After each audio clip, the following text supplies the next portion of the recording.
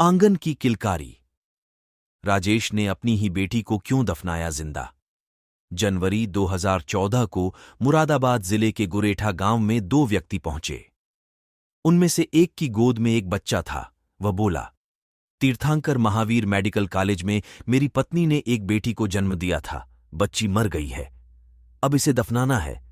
दफनाने के लिए हमें फावड़ा चाहिए। हमें श्मशान बता दो, इस बच्ची को हम वहां दफना देंगे।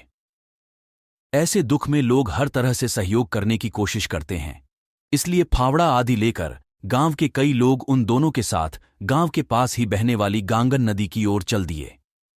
गांव का एक आदमी दुकान से बच्ची के लिए कफन भी खरीद लाया। गांगन नदी के आसपास के गांवों के लोग अपने प्रियजनों का अंतिम संस्कार नदी के किनारे स्थित श्मशान में करते थे, इसलिए वे भी बच्ची को कफन में लपेटकर नदी की तरफ चल दिए।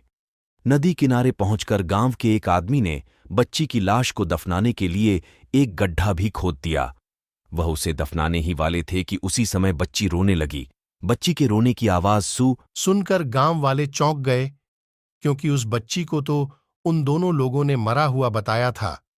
बच्ची के जीवित होने पर उसके पिता और साथ आए युवक को खुश होना चाहिए था, लेकिन वे घबरा रहे थे। उनके चेहरे देखकर गांव वालों को शक हो गया। वे समझ गए कि कुछ न कुछ गड़बड़ जरूर है, लिहाजा उन्होंने उन दोनों को घेर लिया और हकीकत जानने की कोशिश करने लगे। लेकिन वे यही कहते रहे कि डॉक्टर ने बच्ची को मृत बताया था, इसके बाद ही तो वे उसे दफनाने के लिए आए थे। यह बात गांव वालों